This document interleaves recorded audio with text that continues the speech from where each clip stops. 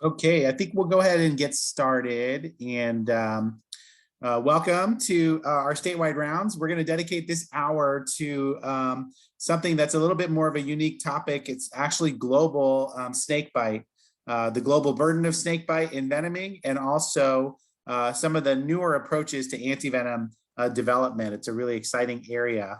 And we have a featured guest presenter today, Dr. Claire Komives, from the Department of Chemical Engineering at San Jose State University. We're so lucky to have her present her insights and original research in antivenom development.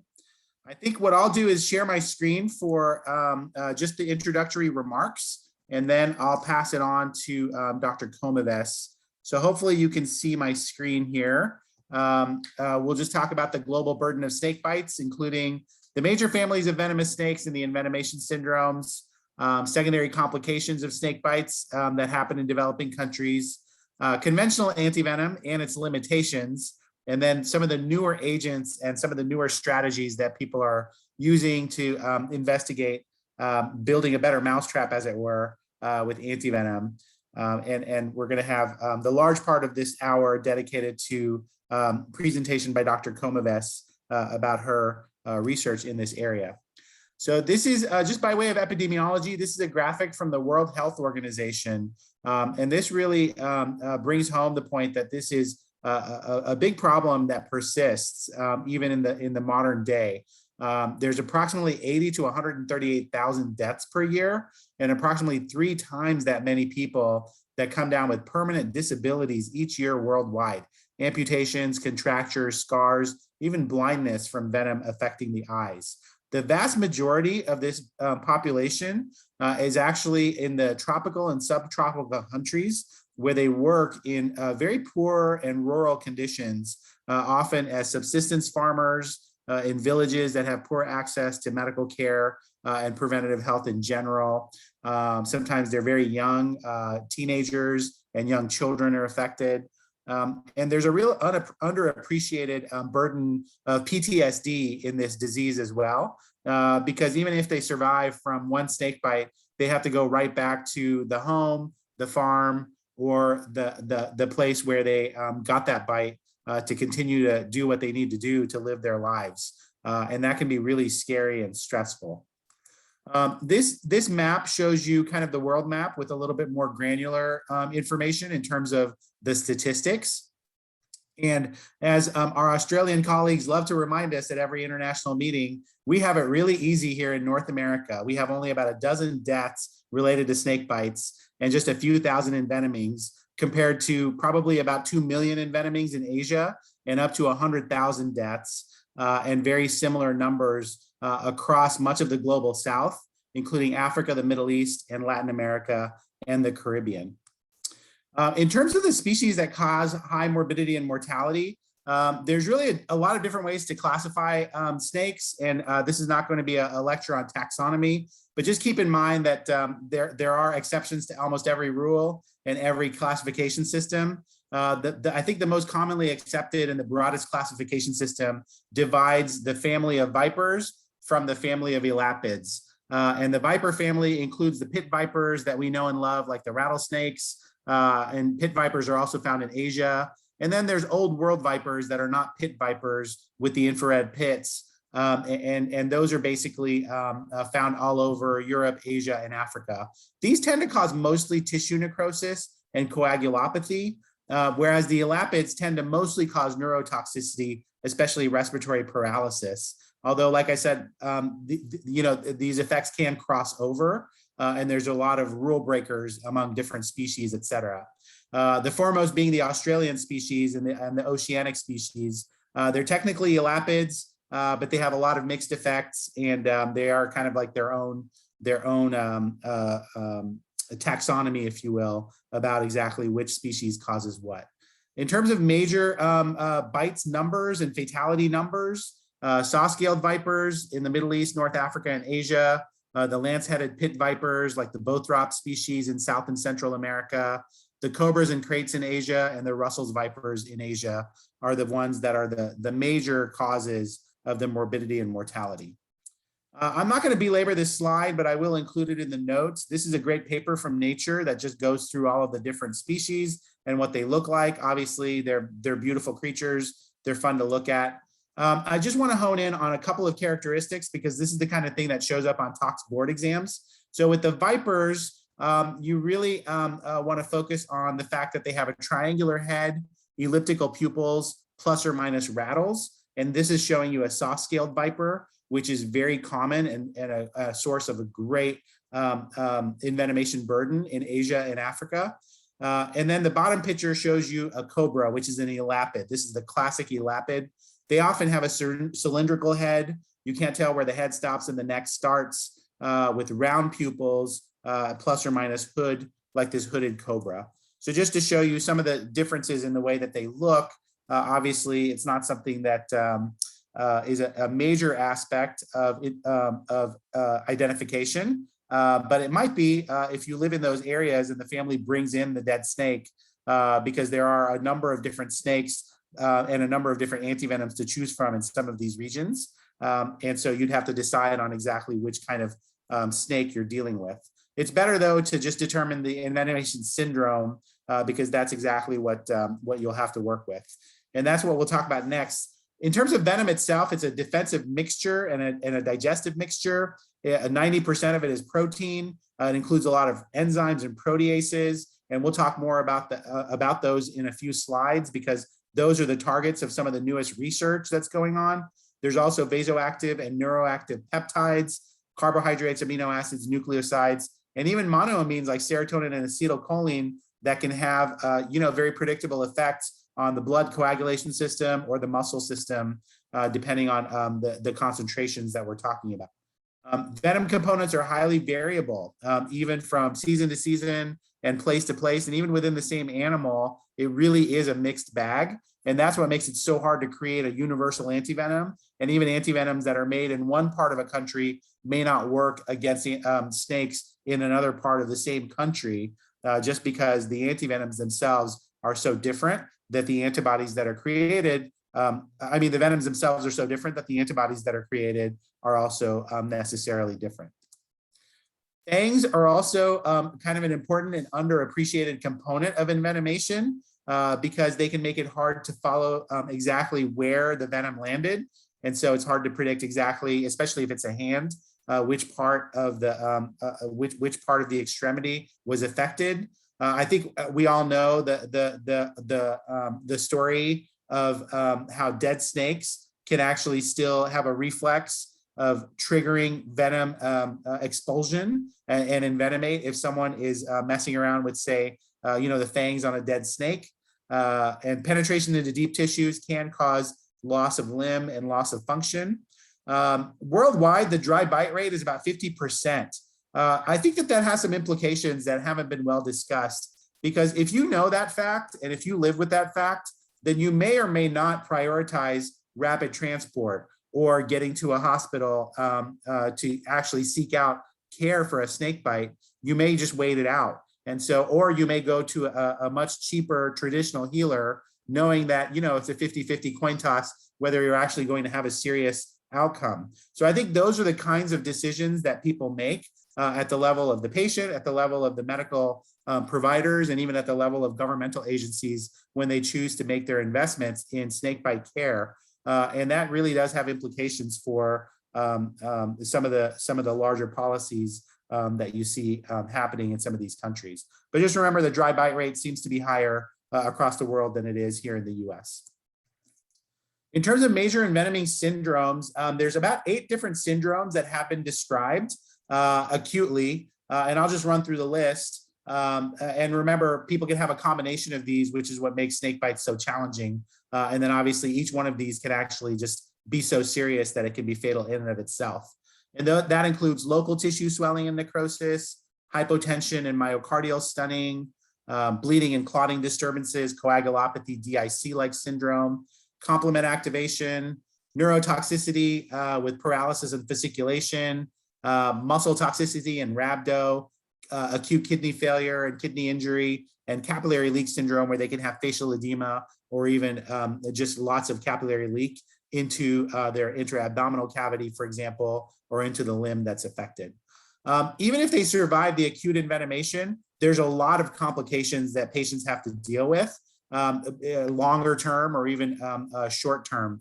And that includes superinfection, gangrene, and amputations, tetanus, if they're not tetanus immunized, Sheehan syndrome, also known as panhypopituitary syndrome, where they would need lifelong endocrine supplements, scars and contractures, chronic pain, chronic wounds, which can go on to cause squamous cell cancer inside the wound, disability and inability to work, and like I said, psychological sequelae like PTSD. So just a long list of different types of burdens that snake bites can cause in the hundreds of thousands of people that are affected year after year. This is more of a graphic representation about all of the different organ systems that are affected. This is kind of what makes venom research so fascinating, is because there are so many different organ systems and so many different case reports and case studies that just describe just all of the different sequelae that can happen. Here's a picture that I took in South India. This is actually the ICU, believe it or not.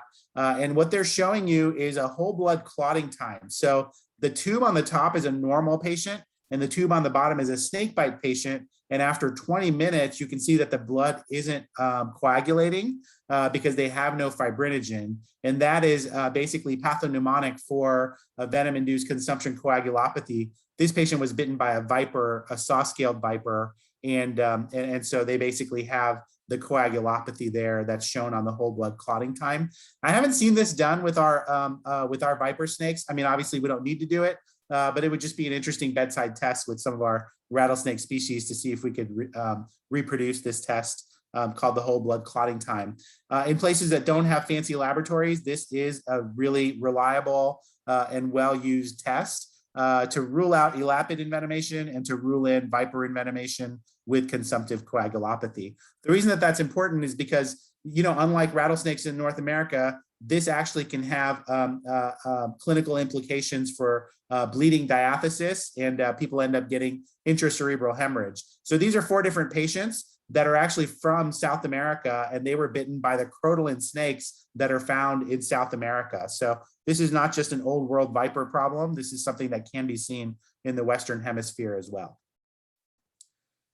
Here's a picture that I took in Sri Lanka at one of the conferences that they had there. It shows a gentleman who was bitten by a crate, and he had ptosis and bulbar paralysis. They asked him to open his eyes and stick out his tongue, and he just couldn't. And that just shows you the descending paralysis that can happen, very botulism-like with crate bites. And then 24 hours after antivenom, he was fully recovered and he was able to move all of his muscles. Here's a picture that shows kind of the local necrosis that I think we're used to. This is a teenager and a Boy Scout who was just out on a camping trip and was bitten on the anterior shin by a rattlesnake.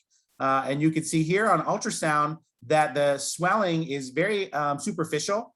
We were able to see subcutaneous edema, but the deeper architecture of the muscles was intact. And I think that that's really been the experience with North American rattlesnake bites, is that the deep muscles remain intact. And that's why it doesn't really make sense to consider doing things like fasciotomy or muscle release procedures, et cetera. That's a little bit in contradistinction to the international experience. And I just want to caution you, this is a pretty graphic picture, but this is an 11-year-old who was bitten 2 weeks earlier by a Bothrop species, which is a South American crotalid species, and got only antibiotic treatment. He had extensive tissue necrosis requiring an above-the-knee amputation. So I think this just drives home the point of the burden of disease that happens every day in some of these countries. And it's related to the fact that, you know, there's very potent locally acting toxins, and then there's the indirect effect of local inflammation and ischemia as you get vascular damage, as well as increased intercompartmental pressure. Just goes to show you how important it is to really have aggressive and preventative measures related to snakebite treatment. More pictures here that just show, you know, local necrosis, but then also the bleeding coagulopathy that you can see in bleeding gums.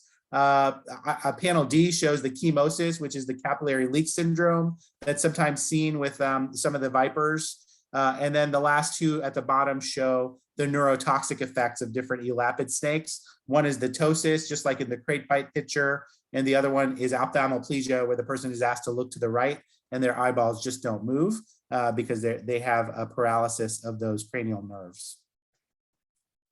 The WHO, I think is trying their best to try to address this. They've designated snakebite as a neglected tropical disease, and they've tried to design programs that address all of the complicated steps that will need to be taken to really address this massive burden of snakebite all around the world.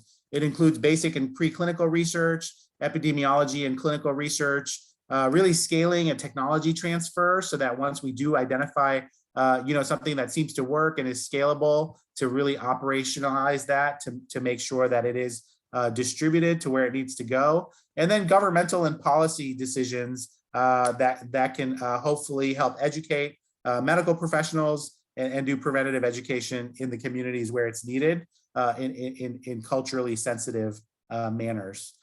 So just to give you a broad overview of the very tall order of trying to improve snakebite outcomes all around the world. We'll talk a little bit about antivenoms. So this is kind of going to be the majority of this hour, and basically the conventional way of making antivenoms hasn't really changed in over 100 years. So first step is to find a very brave friend, and then get that brave friend to go handle a snake. And basically, very euphemistically, it's called milking the snake, but you're basically just putting the snake's head onto a membrane with a cup underneath so that the reflex of venom expulsion then results in the venom being collected in the cup. And then basically you take that venom and then you freeze dry it or store it until you can actually have a chance to inject it into an animal, usually a horse or a sheep, but other animals have been used like camels, etc., to make polyclonal antibodies, which is basically the natural reaction that all animals or all mammals will have. And then you basically harvest those antibodies into antivenom, which is purified and sometimes fragmented forms of IgG. So that's the basic concept of how antivenom has been manufactured for many decades and hasn't really changed too much in the overall concept. There's a lot of limitations to this. There's obviously dangers to the personnel that are collecting the snakes and the venom. There's a cost and time investment. The lowest cost that people have come up with is $100 a dose, and that's in African antivenom products. And that's really just a non-starter in terms of the affordability for the patients that will actually require it. It requires a lot of technical expertise that may be lacking in the countries and regions that have the highest snakebite burdens. And then it requires the specificity of antivenoms. And so they basically have to be made locally, or at least made from local snakes, because as I said earlier, antivenoms made in a remote area just don't seem to work against the local snakes for any given region. There's barriers to distribution. Some of these antivenom products require a cold chain, such as freezing and refrigeration. If that cold chain is broken, then the antivenom may not be as potent. There's barriers to acceptance by patients, even medical professionals and governmental organizations. So just like we have a lot of problems with science acceptance here in this country, there's the same issues, probably magnified many times in areas of lower education and in developing countries. There's also barriers to logistical barriers to administration, like tracking down IV supplies, having a health center that can actually host these patients and an infusion site, knowledge distribution among the medical staff. And then whenever these antivenoms do create adverse effects, no matter how safe they are, they may have a 20 to 50% chance of having some adverse effect, then having the knowledge and the preparation to deal with them and to deal with the adverse effects of treatments like epinephrine in case of anaphylactic reaction.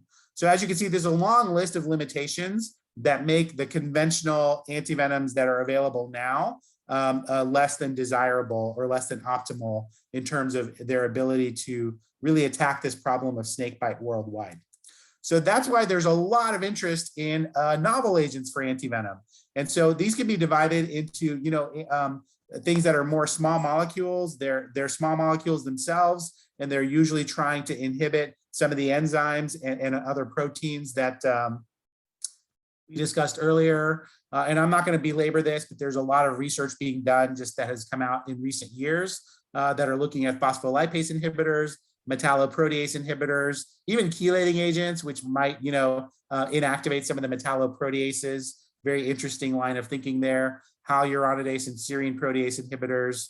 Then there's miscellaneous anti-inflammatory molecules, and even anticholinesterase agents like neostigmine, thinking that, if you can just preserve the amount of acetylcholine that's in the synapse that serves a muscle, that you can actually preserve muscle function before the patient succumbs to paralysis. So just kind of interesting, interesting mechanistic models for how that might work. Really, none of these are ready for prime time, and they require more clinical trials, more animal and also human experience. But it is interesting that there is a lot of research being done, just trying to look at, the general pathophysiology of snakebite, and then taking that to the next level to say, how can we really intervene on that pathophysiology to improve outcomes in these snakebite patients. There's also antibody-based therapies. So there's recombinant antibodies, monoclonal antibodies that are used now for oncology, autoimmune diseases, and now they're being investigated for snakebite patients as well. Probably my favorite graphic in all of this antivenom work is what's on this slide, where they actually inoculate chickens with non-lethal doses of snake venom, and then the chickens actually, whenever they lay their eggs, the eggs contain an IgY protein, and the IgY is actually an antibody that has some effect that protects mice against envenomation. And the chicken gets to live and does just fine. And because chickens are found all over the world, they're pretty easy to raise and maintain. This is seen to be one way to bypass the big startup costs related to large animal labs. And so just thought to be a very promising technique that if it is scalable, can help produce different types of antibodies that could be used worldwide and made worldwide against local snakes. But there's actually even more than all of these therapies that are being investigated. And this is where I will actually pass the platform on to Dr. Claire Komives. So Dr. Komives is a professor of chemical engineering at San Jose State University. She received a Fulbright Award to study anti-venom development in India. And so she's a great storyteller. She has a lot of great stories to tell about about all of her research that she's been able to do and the partnerships that she's been able to broker in the search for a novel antivenom based on a very novel method that actually is very different from everything that I just talked about. So without stealing her thunder, I'm going to stop my screen share and just allow her to start her talk. And I just want to say thank you so much for taking the time to share your research with us. This is really exciting. Great. Well, it's an honor to me to be asked to speak to this group. And that was an excellent presentation, I have to say. I have been hanging out at this conference called Venom Week. And so a lot of what you just said was an excellent summary of what's happening with the progress of producing antivenoms. So I'll just get started. So I've been working on this project now for a few years. And so, yeah, I did get the Fulbright Award. And as an outcome of that, I worked with this guy in New Delhi at IIT Delhi that year. And we wrote a proposal. So we got this NIH money. I got NIH money and he got money from the DBT in India to continue with this project.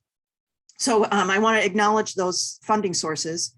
And I have all of my animal experiments are done, thank God, at the Texas A&M University Kingsville, where they have the National Natural Toxins Research Center. So I don't kill any mice. I love animals. I mean, I just put it in I ship it off to them and they do all the mouse killing. But so the idea here is that our friend, the North American opossum, and this is a very cute version of the opossum. If you've probably seen them dead on the road, if not digging in your garbage pails or something. that animal is resistant to rattlesnake bite. And this is what formed the basis of this research. And so what I'll just tell you a little bit of what I'm trying to do is I spent most of my research studying a small fragment of a protein from this opossum. And so that's a lot of what this presentation is. So we know what the potential of this molecule is. But in the sad story is it won't work, which I learned. But so I've modified it chemically, and so I'll tell you a little bit about how the progress that we've made with it.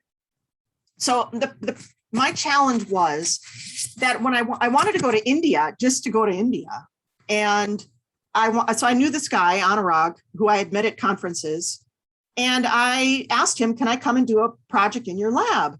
And he said, "Sure, come on, and you can spend the time on it." But then he wouldn't tell me what he was working on. So, I wanted to know his recent research so I could write a proposal to complement the work that he was doing.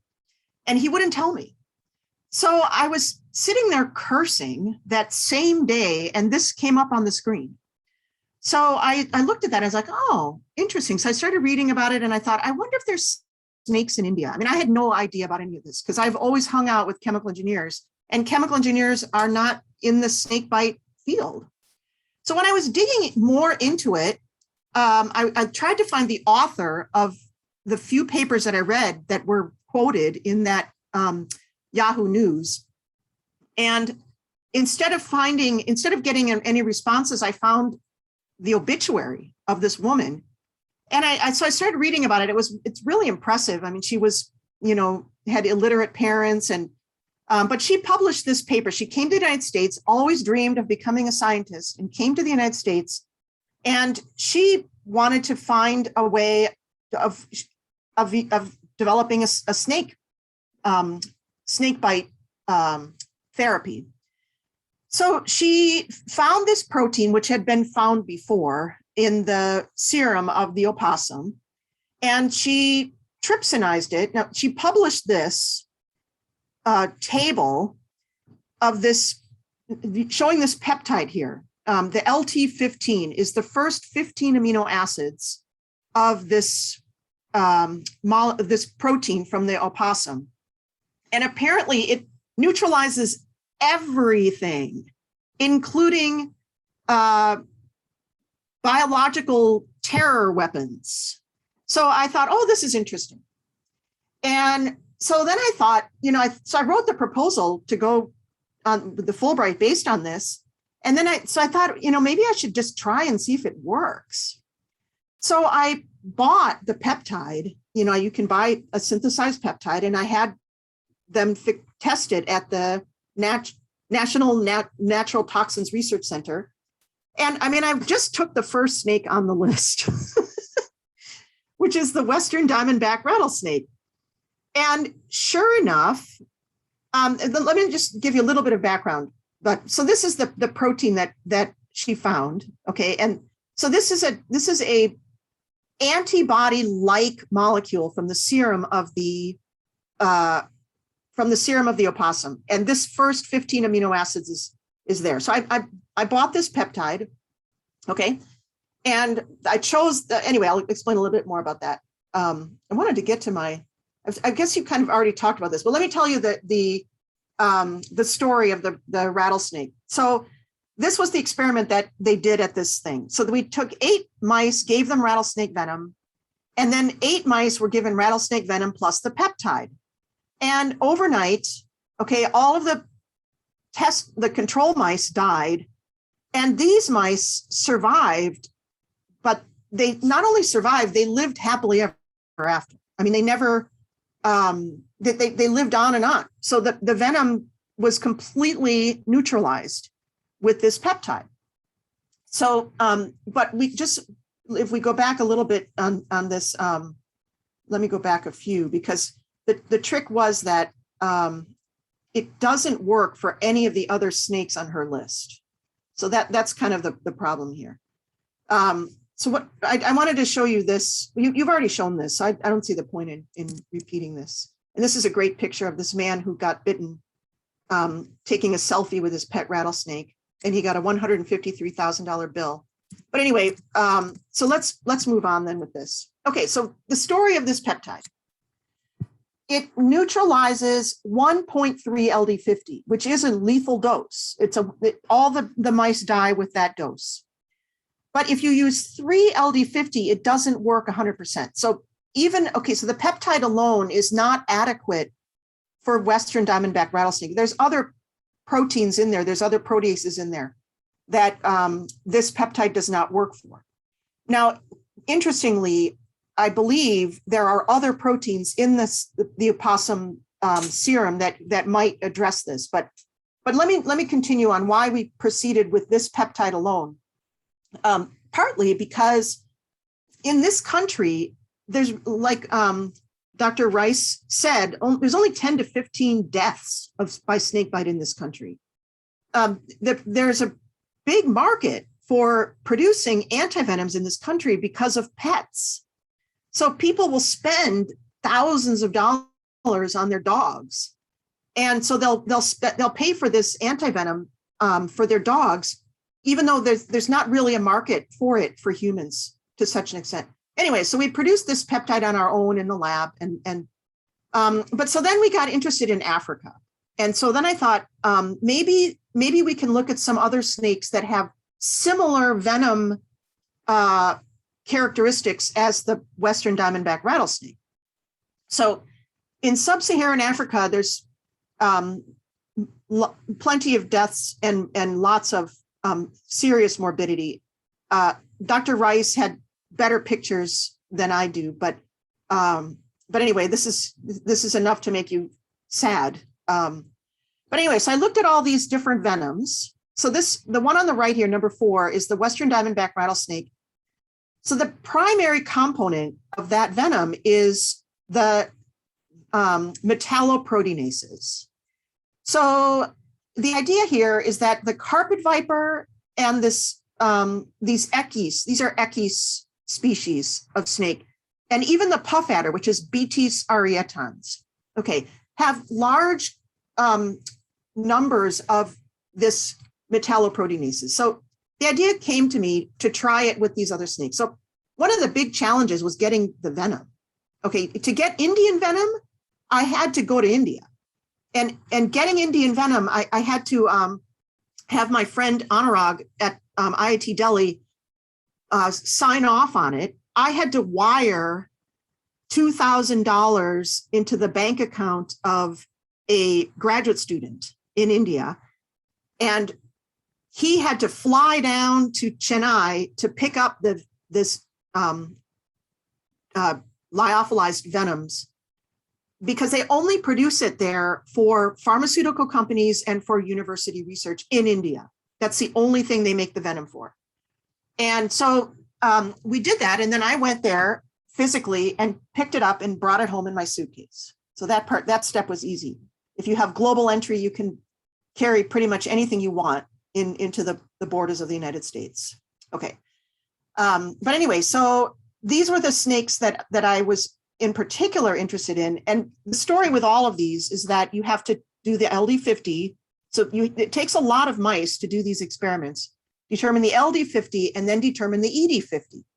So what we found, and so this table is a head-to-head comparison with the commercial antivenom that's been shown to neutralize the carpet viper, Echis ocellatus, and the puff adder. Okay, so you can get, and this is 5 LD50 of venom in the mice. Okay, so with some milligrams per milligram of venom, okay, this shows you how to do this comparison, that you can get complete neutralization with the Echi tab plus ICP mixed antivenom that's produced in horses, okay?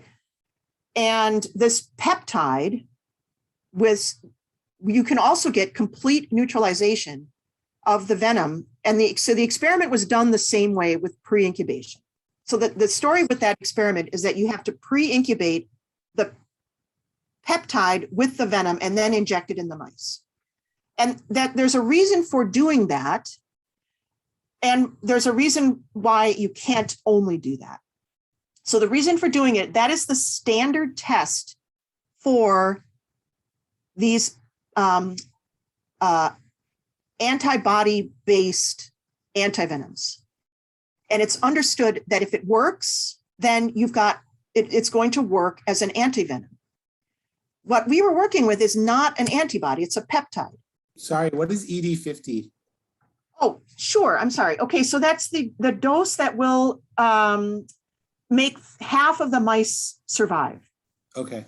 So let me go back up one slide. Here, this is. So that's the dose of antivenom or LTNF required to save half the mice. Save half the mice, right. Okay. Okay, good. All right. So this is essentially, the one on the column on the right is essentially an ED 100. It's 100%, saving 100% of the mice. Okay. So this just shows you kind of an interesting thing. The anti-hemorrhagic activity of the peptide. So we used, in this experiment, we used saw-scale that I bought from Sigma. But they did this at the National Natural Toxins Research Center, where basically this has to be done in mice. You inject venom, or you inject either venom alone or venom plus peptide. Okay. And so this top one shows you the venom alone. Okay. So if you inject 3.75 micrograms of venom into the mouse, and 2 hours later, you sacrifice the mouse, and then you take the tissue inside the skin and you look at you measure with a ruler, literally, the size of the hemorrhagic spot. Okay, but so if you mix the venom with the peptide, you can actually prevent that completely, that effect. So this was, we were able to show that we could completely neutralize the hemorrhagic activity with this peptide. Okay. And then I did another experiment. I did a lot of my work with an anti-venom company in India. They reached out to me. They were interested in exploring more about this peptide. So they put some people on it, and they were doing experiments there. I can't publish any of their work because because my university, Aya Cook, the committee that looks at use of animals, refused to approve this company's experiments. So I'm showing you this picture, but the data would never show up in a publication. But basically what I wanted to see was how long of the peptide do I need to have this effect? So even down to the first 5 amino acids, you're still getting, if you use, their data is sketchy, but they only tested 2 mice. So, but what you see here is that none of the mice died that got 100 micrograms of peptide with 25 micrograms of venom. And that is a lethal dose for sure of I believe this was the Echis carinatus of India. Okay, so I got this. These experiments were all done at the NNTRC, and I'm telling you here, I got the venom from India. But so let me just point out that the challenge with these non-antibody therapies is that when you can use the pre-incubation is an appropriate test for antibody therapy, but for non-antibody therapy, what you need to do, so what I tried to do was, let's try injecting the antibody into the mice and then injecting the venom. Okay, because if the antibodies are floating around in the mice, then you can neutralize that venom when you put it in. Okay, so it turned out that to make that work, we had to inject 20 times the dose of the antibody-based antivenoms. And they did these experiments in India because they produced those antivenoms. And so that was an appropriate place to figure that out. They never did it before. I couldn't understand how these experiments had never been done. But anyway, so we tried that with the peptide. Okay, instead of pre-incubating it, we injected 20 times the dose measured with the pre-incubation method. And unfortunately, all the mice died the same as the controls. So the answer to the question is that the LTNF peptide alone cannot serve as an antivenom therapy. So what we decided to do is to attach the peptide to a nanobody. So I don't know if you're familiar with these, but these are from a camel. They're from a camel or a llama. And this is the antibodies from those animals. Okay, so this is what you see up there is the camelid IgG. And the heavy fragment, which is the VHH, is a 12 to 15 kilodalton fragment. And now these are commonly used. They're exploring these for all different kinds of human therapies because for whatever reason, they don't elicit a human immune response. So they can circulate longer. And one of the benefits of this smaller sized molecule, the question is it optimal? Is it, or should it be bigger than this? So the smaller sized molecule can actually penetrate into tissues that the full-sized horse antibody cannot penetrate into.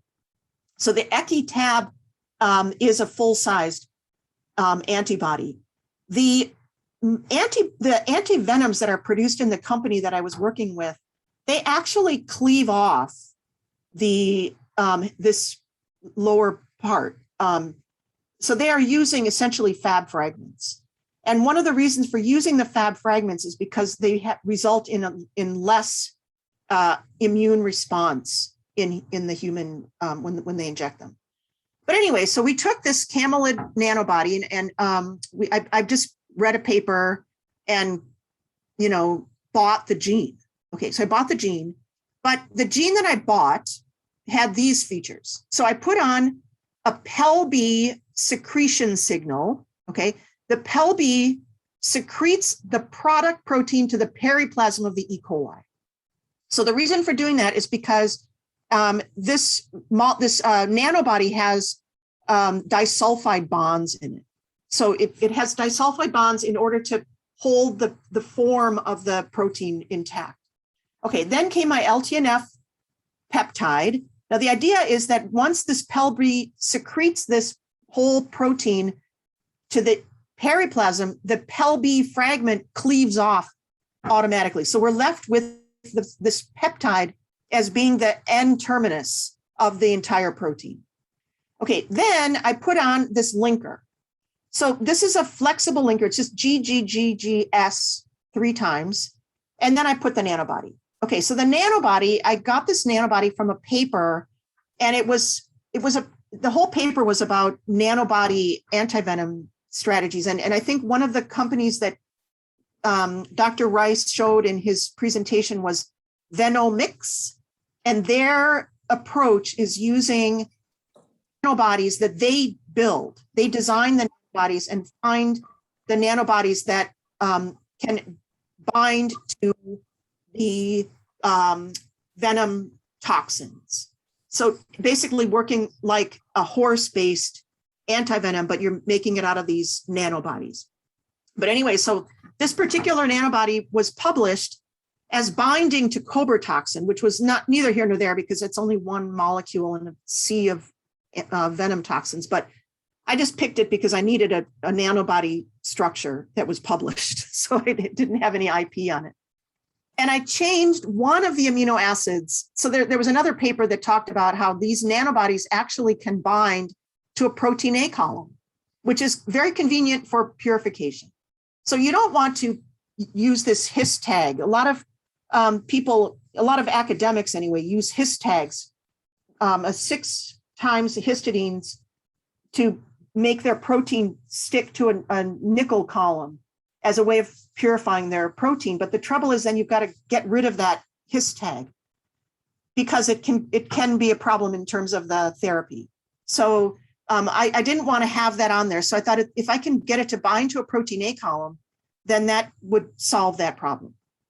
Okay, so this is my gene. Okay, and I could express it in E. coli. And I know you probably hate looking at gels like this, so I only pointed out this. Basically, what I did was at sample 2. This is sample 2, 3, 4, 5. Okay, so this last one here, where I have the arrow, is the final. This is the final broth that I finished with my E. coli fermentation after really was like maybe 12 hours of fermentation time, maybe 15 hours, I think. But anyway, it turns out, so I decided to check the fermentation broth. And sure enough, our protein is not just going into the periplasm, it's actually secreting out into the fermentation broth, which is like a small miracle. I mean, it is not all that miraculous because I'd heard of this happening, but we never did anything to, to facilitate that. I simply put the secretion signal to get it into the periplasm, but it's a 15 kilodalton protein, and it's actually going into the fermentation broth out of the E. coli membrane. So then the other interesting, these other lanes in here are cell paste. So there is protein left in the cell paste. And this last set is, anyway, my student was going to this last length trying to get protein out. And it turns out there's gobs of it in the actual fermentation broth. And this other one here is the purified protein from the protein A column. So we're getting a nice, we have a nice purification method of this thing. So I'm, as a chemical engineer, I'm a process person. But so this is the actual process. So it's a super simple production process where we grow the E. coli, clarify the broth. Probably we could do this with a rotary drum filtration for a large scale. Bring it to pH 8 with sodium hydroxide, filter it to 0.45 microns just to prep it for the chromatography, then put it on the protein A column. And the elution buffer is 20 millimolar citric acid pH 3. But then all we need to do is we take that elution, bring it to pH 6 by adding sodium citrate, which basically puts us in a citrate buffer. So we've got citrate buffer with our protein, sterile filter it and lyophilize, and we're done. So this is actually a remarkably simple process for this thing. The only challenge here is this protein A column. This adds a significant cost to the process. But I know that my friends at this company in India do chromatography on their antivenoms. So it isn't out of the question to do a purification to actually get a high quality product. So it is possible to do this.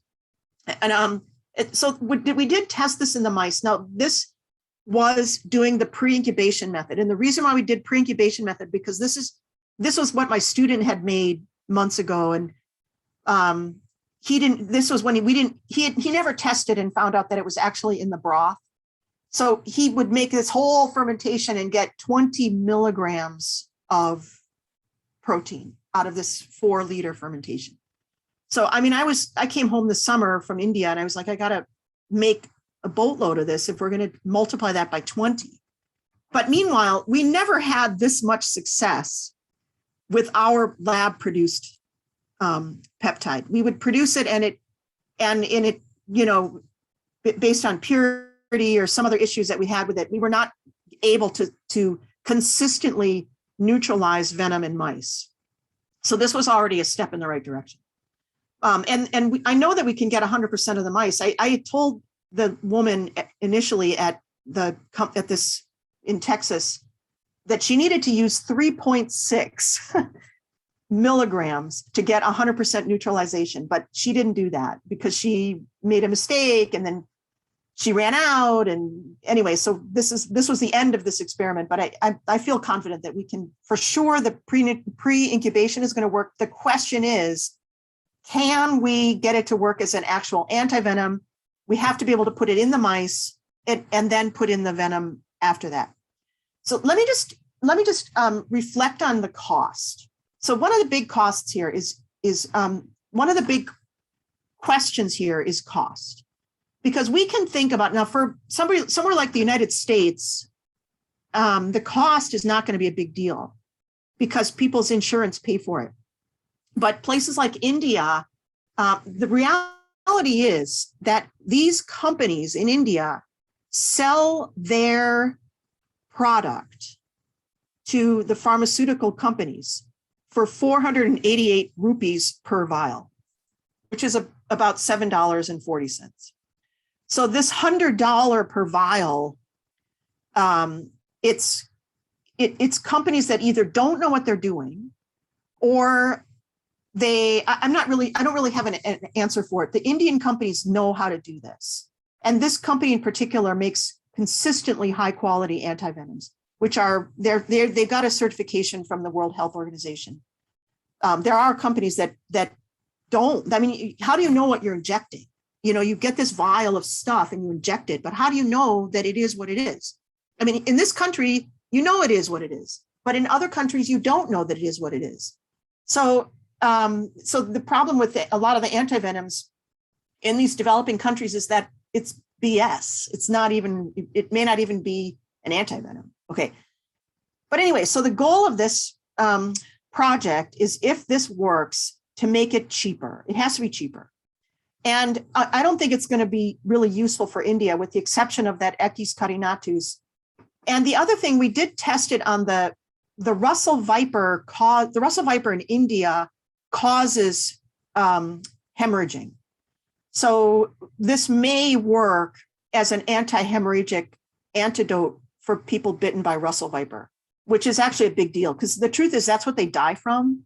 The Russell Viper has neurotoxins in it, but the Indian Russell Viper, the people die from the hemorrhagic effects. So there is a chance that it could work for that. Okay, but there's some other reasons why you definitely want to get away from these horse-based antivenoms. Is it takes 1 to 2 weeks of production max for this peptide or the LTNF nano conjugate, but it takes 10 to 12 weeks for horse serum-based antivenoms to produce. So it's, again, they make it cheaply because it's in horses, and they can get horses cheaply, and horses have a lot of blood. But the other advantage is the ease of quality control, that we can, with this single molecule, we can do what these antivenoms are doing, is quite remarkable. But anyway, that's the story. Okay, so to summarize, this LTNF peptide is highly potent at neutralizing the venom of these African snakes and the Indian Echis carinatus. But the peptide alone cannot function as an antivenom, but we are optimistic that conjugation of the peptide onto this camelid nanobody may enable the peptide to function as an antivenom. So that's the end of my presentation. Oh, I wanted to show you this. You've probably seen this actually, but so this is the cost of making the antivenom, is this little tiny little piece of the pie there, and the rest of it all goes to markup. So in this country, you get a vial of antivenom for, I think, $300. They make cheaper ones for pets, and they probably would work in humans, but they've never been. I mean, the challenge is doing the clinical trial. And I maybe you're familiar with this, but the clinical trial has to be done. They did a clinical trial on Crotab. Okay.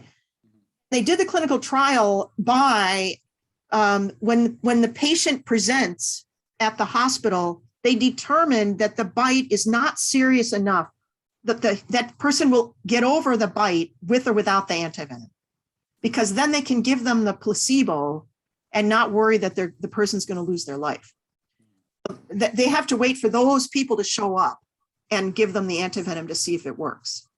So, and it's extremely expensive to do the clinical trial. So, you know, these people from other countries, when they produce these things, they just aren't able to do the clinical trials because you make so little money on the antivenoms. That's the battle.